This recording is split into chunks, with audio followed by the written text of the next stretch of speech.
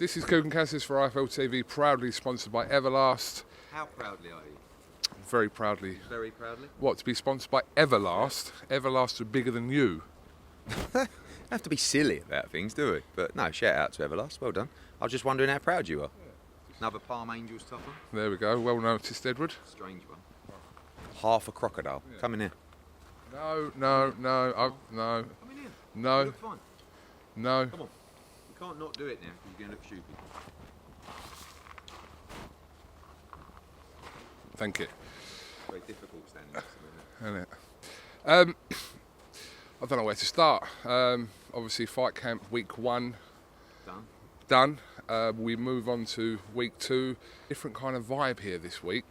More heavyweights, more like big geezers. Testosterone. Yeah, I was going to say that. But yeah, excited as always, Edward. Yeah, it's a great card. I mean, last week, obviously, we got over the crushing news of Conor Benn. And luckily, as I said to you, we had a great card and it was an incredible night of boxing. For us, it was about, this whole process now is just about getting up and running, and it was a great way to get up and running. I thought the feedback was fantastic, from a production standpoint. You always expect loads of moans because that's what us fight fans like to do, and we didn't really get any moans, so that was really positive. We looked to improve on that last week. Viewing figures were great. Our viewing figures last week were higher by quite a way than our last Sky show, which was, that's kind of the bar that we look to set. And subscribers great, looking to drive more this week, drive more interest. Thank you to everyone for tuned in, and thank you to everyone who came, because it was an unbelievable night, wasn't it? I mean, you had a few. And just a great result for Lee Wood. Great fight, Billum Smith-McCarthy, Cullen, obviously Fowler, and then announcing the Liam Smith fight. And this week, we have a really big domestic world title fight, and a massive fight for those guys. And as you said, 3 heavyweight fights, Ebony Bridges, Aqib Fiaz, etc. So looking forward to another great night here at Fight Camp. We've got the press conference obviously due to start. You're excited, aren't you? Sure. Yeah, for Fight Camp this week. You're just like, no, but for the press conference, for you, it's not even about the fights, is it? It's just about the beef. Like, it is, isn't it, really? Like, you just come up to, as we walked up to this, and you went, I think we could get a bit of action today at the presser, do you know what I mean? Like, that's ultimately what you want as well, because that ultimately leads to higher viewing figures, more people generating interest, and everyone's a winner. Absolutely, yeah. No, I agree with you, and I hope we do get that. I mean, Babbage is great. I have to say, like, Kid Galahad against Aj-Usyk can't wait for, but I must say Wardley Webb is a fight I'm very excited about. I think it's a really good fight. I think Nick Webb is, have to take his hat off to him, come back from that Dave Allen knockout. By the way, with a massive win against Eric Pfeiffer last time out in Gibraltar, full of confidence. And also Mark Bennett, he's 6'5", 19 stone? Game, dangerous. But a lot of people have said the same things that he's said at the media day yesterday, which was, I don't see anything special with Alan Babbage. No one has, but he keeps taking everybody out. The pick of the fights is the Wardley Webb fight. I just said that. What? Yeah, but I'm talking as well, mate. It's like a two-way street. Go on, carry on. Okay. Well, we killed it now anyway, but that's the one I'm looking more forward to anyway. Aside from obviously the world title fight you have here. Yeah, exactly, just what I just said. What's wrong with you? Just talk, innit? Be normal. Anyway, AJ tickets. By the way, I haven't got any. If anyone's watching this. You're in trouble then. No, I don't mean that. I mean I haven't got any. Oh, right. How many people have asked you for tickets? I mean, just to put it into perspective, we had over 50,000 people in the queue trying to get tickets. The data will show we could have sold over 200,000 tickets for this fight. So, of course, we go back to the, on the Fight Pass pre-sale. If everybody wants a £50 ticket or whatever it is, you're not always going to get what you want. So, just incredible demand, and actually much bigger demand for this fight than even AJ against Klitschko. Partly because it's a tremendous fight, partly because he's just a phenomenal star, and partly because I guess we're coming back and this is the first major fight after the pandemic. So, incredible. As always, when there's a big event and tickets go, there's questions and comments regarding StubHub where people kind of screenshot. And I feel like we're always talking about this to a certain degree. You can't... Look, on a serious note, you have to do your job and ask me these questions. I know we're pally and all that, but if you don't ask me, everyone's talking about it. So, and I have no problem in answering it. You know, the secondary market is something that exists. I absolutely hate the fact that someone would buy to sell. If you look across all I think our latest report was there's 2,000 something tickets available on the StubHub resale market. Okay, now just that is the market that, when I say we control, we actually have some kind of regulation over. Other secondary sites, people list tickets that don't exist. Okay, so this is one of the reasons that we do it. Another reason is I believe the secondary resale market, particularly in today's world, is actually quite useful for a fan. If you're isolating, if you haven't been vaccinated and that gets called in by the government, if you become ill, then you will need to resell your ticket. What I cannot stand is people who buy to sell and turn a few quid. Because quite frankly, when I look at those numbers, I could have doubled every ticket price and sold out at the same pace, right? So, and then you've got to understand, we do not resell tickets. We have absolutely zero benefit, profit, whatever you want to call it, from the resale of tickets. So for a promoter to see someone buy a face value ticket and then just try and sell it, we don't like it either. I do feel like there is a place for secondary ticket market with this affiliation with them, at least that we know they're real, these tickets, and then we can control who's selling what and what's happening. You go on some of them, people are just listing tickets that do not exist. So there is a small number of actual tickets available in relation to the size of this show, and the other ones don't even go there. Don't even, because there's nightmare stories everywhere. So for me, I hope people don't do that. But we do appreciate it's not illegal. It operates across all major events, and unfortunately, when you get an event of this size, there will always be that element to it. But again, the question has been regarding obviously StubHub is that they have a secondary market. Every ticket site yeah, they do. So, well, not everyone does. I think there's a couple that doesn't, isn't there? But virtually every site. But this way, we control what's real and what's not. The other, I went on. Someone sent me a link the other day, and it was tickets that I know for a fact aren't available because they're being held by a fighter or by the office, or you couldn't have got access to them. And people are listing those before there's even an on sale gone. So I understand people's frustration. This is the way we do it. I do think there is, particularly in today's world, a place for fans to be able to resell a ticket. I just don't, I hope and wish they don't do it. I want them to come. Do you know what I mean? And I understand people say, well, I could have bought that ticket. Now this guy's trying to resell it. I understand. It is a small number that is actually available, and it's something that we continue to look at. I don't think this works personally, because I know what you're going to say, but I will ask anyway. Obviously, people have suggested over the years that tickets should be in someone's name with ID. That's a government. It will counter this to a certain degree. That could happen, and that's a government regulation that will be adhered to. Like at the end of the day, you're not going to stop the secondary resale market. I believe there's a place for it, particularly in today's world, but I hate the fact, and ultimately, even if you want to say, oh, we're so greedy, well, then someone is profiting from a ticket that we're not profiting from the reach. Do you understand what I mean? So I hate it. In a genuine way, if you buy a ticket and all of a sudden you're unwell, or you find out that you've got to go to someone's wedding, or you've got a family occasion and you need to resell that ticket, great. It's a controlled environment that's done very efficiently for our partners. But what we don't like is someone coming on saying, oh, I bought 100, I'll stick it on for $4,000. Do you know what I mean? But that's what people are doing, aren't they? And I think you shouldn't buy them in that capacity, and quite honestly. So yeah. Well, again, you've been asking me this for 10 years, and I'm not having a go at you for asking me, but I'll always answer your questions. Okay, I did ask you... Sorry, mate. I did ask you when the fight was first announced about COVID regulations regarding this, because a few people have asked me about, have you got to be double jabbed to enter the stadium, etc. Ultimately, everything is, in that respect, is down to the government regulations. And we will have to follow government guidelines in terms of those regulations. If the government turns around, which, again, who knows? I don't think they will. certainly by September the 25th. If they turn around and say you can only go to events or wherever if you are double jab vaccinated, there's absolutely nothing we can do. What happens to people that bought tickets? Pleased with the resale. But what happens then with people that have bought tickets through you? You have to get that. I mean, it's your decision. Do you know what I mean?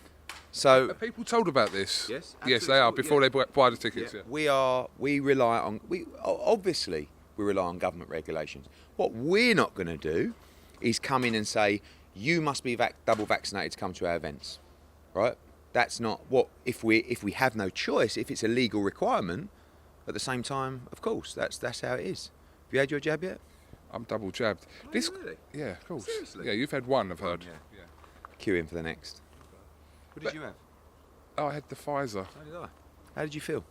First time, not great. Second time, brand new. Really? Eddie, Yeah, I was fine too. Thanks for checking in. well, I know you had it yesterday, didn't you? Or the day before? Monday. Oh, sorry. You all right, mate? Yeah, I'm fine, thank you. Eddie, if they did spring that on you, 60,000 people, there's a good chance there's going to be a large proportion of people that haven't been. Surely it's like going to throw that event into a little bit of chaos. Not really. I mean, you have a choice to be double vaccinated. I think you'd be surprised at the numbers who will be double vaccinated by September 25th. Quite frankly.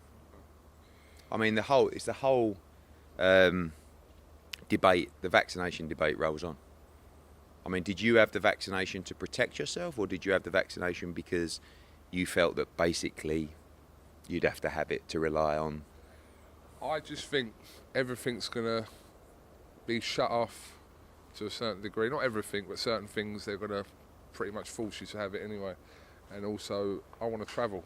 I need to work, and I want to stay alive. As the BG said. The order of that is up to you. I think you've said everything that needs to be said. Eddie, the fight itself though. Tremendous. Nervous Yeah, for that I'm fight? nervous. I actually... His hardest opponent, some people are suggesting? Certainly the most skilled opponent. Most dangerous? No, probably not. I actually had a 20-minute little tactics talk with Bellew earlier on in the office about the fight, and it's just fascinating breaking it down. You know, and it's just a brilliant fight, as we've seen from the demand. I mean, it's going to do huge numbers. I like these kind of fights for AJ because... You're a fly on your head now. I like these kind of fights for AJ because it can show people how great he is. I believe he's the best heavyweight in the world, bar none. There he is, talking to the devil. And I just think it's a tremendous fight. Can you give us an inkling who will be on the undercard? Lawrence Okoli, we're assuming. Who else? We're talking about putting Callum Smith on there on his £175 debut. Also talks about Florian Marku against Prodan. Great fight to be rescheduled. And probably two more after that as well. So we hope to finalise that. Next week we have the Liverpool presser. Liam Smith and Anthony Fowler. Which what day? Probably Tuesday or Wednesday. Which we'll announce. Right in the middle of your fight week. No, but fight week starts really on Thursday, doesn't it? We have to do a presser, mate. We can't just. Have to, but couldn't you have done it the week after? We got a lot to sort out, and do you see also they put Mexico on the red list, which kills us for our couple of opponents for next week. So I don't know what we're going to do, but you know, so I don't even know what the question was. Okay. Undercard, yeah, like in the next week and etc. Liverpool. Conor Ben, most likely right now, Headingley, September 4th, which will be fucking epic. And Liverpool tickets will go on sale at the end of next week. Again, I know it's not AJ, but we're going to have a problem with Liverpool because it's gone nuts. So I think people just... What is so pleasing to see is people coming back to these shows so quickly. They want to be back, you know? So, yeah. I know I keep asking you about the 28th, but any movement on that? 28th of August. Honestly, we're waiting on a Canelo Alvarez decision, and it has to happen this week. And because Dillian Whyte is fighting on the Canelo Alvarez undercard or on a standalone event in September in America, and we have to make a decision. We've got August 28th will happen if we do the Canelo-Bivol fight. If not, we could look at moving that to early September, a couple of weeks. But basically, we have to make a call. But as most of the US schedule right now, not just for Matchroom, is actually waiting for a Canelo Alvarez decision. So he's the man, isn't he? He's the G. And we'll see what happens. So what is the latest regarding that? How close are you to that happening not? We have a couple of offers from a couple of broadcasters to look at a couple of options, particularly the Dimitri Bivol fight. Bivol's been training now for 3 weeks, waiting for news on that fight, but he will have a cut-off, and it's basically this. It's 6 weeks on Saturday, so we have to announce, and there is a chance he may not fight in September, Canelo, but it's my preference to see him fight Dimitri Bivol on September the 18th. So if he fights on the 18th, Dillian Whyte will fight on that card? Correct. Okay, against Franklin? Quite possibly, or another American. Okay. And if he doesn't, Dillian Whyte gets moved to where? He'll still box on the 18th or the 17th, around that date, in America. Same. So either way, Dillian Whyte is fighting... Yeah. Is Dillian Whyte coming here? Yes, he is. Yes. He will also, I think, be part of the broadcast team on Saturday, as will Josh Warrington. Okay. Very interesting. What's the situation regarding the WBA regular title? You're trying to get him, Lee Wood, elevated to... I don't think they're not... Leo Santa Cruz says he's going to come back at 126 and defend the title. So I expect the WBA to give him even more chance to do so. But I just believe that belt, as I believe for a long time... In fact, when we were trying to do the Warrington-Kanzu fight, I said that should be a unification for the super title and the IBF. So we'll see. It's very messy, all that, isn't it? It is, but you know what? Look at the featherweights on the zone, right? You've got Galahad-Dickens this weekend, you've got Lee Wood, you've got Warrington-Lara, you've got Jordan Gill. There's some tremendous fights to be made. So let's embrace it. Regular, super, who really cares? It's about the fights. Have you got dates you can tell us past October 9th? October 9th, then October 16th will be in America. Could be Chocolatito Estrada 3. There is a chance we could be going late October also in the UK, but November 13, it looks like will be a huge show in the UK, which we'll be announcing. In London? Good question. Actually, might be quite a random location. Not as in another country, but just an opportunity for a major city to have a major fight night that they haven't had for a while. Okay. Liverpool undercard. Yeah. Will David Price be on it? Possibly. I mean, there's a very good chance that Cheeseman against Williamson could be on that card, which would be a tremendous £154 night. Fitz could be in a big fight on that card. Fitz is also fighting next week, by the way. And also looking, Chantel Cameron has a big unification coming up with Mary McGee, which will land in October as well. So there's a chance that could be on the card. Shannon Courtney as well, it needs to be rescheduled. She could land on the AJ card or in October as well. So at the moment there's fights that need to be planned, rescheduled. Solomon Dakers against Sokolowski. Also a fight looks like Jordan Thompson's got a debut because he had COVID. Sure there'll be some Olympians turning over and turning pro as well, which will be in the hunt for some of them as well, so we'll see. What's your Christmas banger this year? We'll be going December 18th with we've got a nice Christmas banger planned. Yeah. Christmas cracker. Been watching the Olympics? Yeah, that was going to be my final one. Congratulations, obviously, to Galal Yafai, who's in the final. But big Fraser Clark, gutted for him. Yeah, but at the same time, what a guy. I mean, I just posted on his thing. I think the best way to describe Fraser is he's a leader of men. And that's a great compliment, do you know what I mean? Like, third round going in against Jalavov, fucking beast of a guy. He didn't stop trying to win. Great guy, great captain, great fighter. It's nice to see people so happy. But all of that team. I've got a soft spot for GB guys because obviously Rob and, even Lee Pullen and those guys have done such a great job. You look at the way we've built from London to Rio to here, really good. And men and women, Lauren Price, Carissa, just done tremendously well. Caroline Dubois, shout out to her as well. And the men, Galal, brilliant, what a family. Ben Whittaker. I actually sent a message to Ben Whittaker last night and just said, I loved his interview. The whole thing with Piers, Bronze, and these things that everyone's situation is different, right? If you were never expected to get to the Olympics, and you even got to the Olympics. What an unbelievable achievement. You should be so proud. Do you mean Morgan, yeah? That's what I said, wasn't it? Piers Brosnan. Did I? Did I really?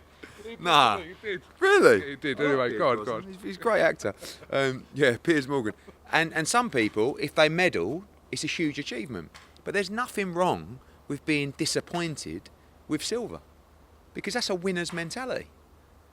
So Ben Whittaker, who's been, a great character in the Olympics and a tremendous fighter, he went there to win gold. And he's gutted and he's pissed off that he won silver. Now, when he reflects on it, I saw his post this morning, he should be extremely proud. But he's a winner. Yeah, there's nothing wrong with that. McCormack's tremendous. Fraser, just brilliant. Who else are we talking about? Just all of them, just tremendous. Done really, really well. And, look, they're all going to be turning pro. So if you could only have two, answer that question. I mean, what I'll say is, it's quite funny because at the moment, I'm more interested in the race. So this is the process, right? Generally, a fighter will have a meeting with a manager. Some managers are good, some are a complete waste of time, right? Some will say, if you've got, a great promoter and, what's the role? And I think some promoters some managers do a tremendous job on the commercial side. I've had approaches from 5 or 6 managers saying, can you send me an offer for X? Well, you haven't even signed him yet. So I'm sitting back, I'm watching all those guys go to work, and when the time is right, I would like to talk to all of them, and I'll show them the best place to be. But at the moment, I'm looking to see what managers, because they're all trying to get him. It's quite funny. And to be honest with you, I like giving these guys advice as well. Like I said even when AJ come and, I said to him, go and meet everybody, and if you want any advice on people or routes to take, I'm here. What are you going through? No, I remember that story, and I don't know if I quite believe you put it exactly like that. Go and have a chat to everyone, and then you went, go and have a chat to everyone, then come back to me. That's what you said. But not like, yeah, but that's fine because these young fighters have boxed all over the world, and that's what we need to do in the pro game. We need to explore the US market with them. We need to look at the European market, and of course the UK as well. But there's going to be a lot of interest, and it's a good time for amateurs to turn pro because, there's us, there's BT, there's Sky, there's Channel 5, it's a good time, and they're going to get some great deals. How good is Andy Cruz? Andy Cruz is unbelievable. I mean, how good? There is a chance. Are we still on for Andy Cruz, Keyshawn Davis final? I mean, Keyshawn's great as well. These Cubans, they're so calm under pressure. You just watch them, they're not even breathing. What do you think about that rule, about a certain amount of fights and you can compete in the Olympics? I think if you're amateur, and you go in the Olympics, and if you're pro, you shouldn't be in the Olympics. That's what I think. But it's not that way in other sports, is it? Look at golf. Well, you're the golf man. Tell us why. Am I the golf man? You have a round of golf. No, but, yeah. All right, final words from yourself before this press conference. I hope it kicks off. I hope these heavyweights smash up your 10. I do. I generally do. So do you. So do you as well. I hope it doesn't rain on Saturday. Somehow we dodged it last Saturday. But on a serious note, I want to say thank you for your support last Saturday. The feedback was incredible. Keep the feedback going to DAZN. These people are here to give you the best experience in boxing. Tune in on Saturday night. Don't miss it. We're out. Thank you.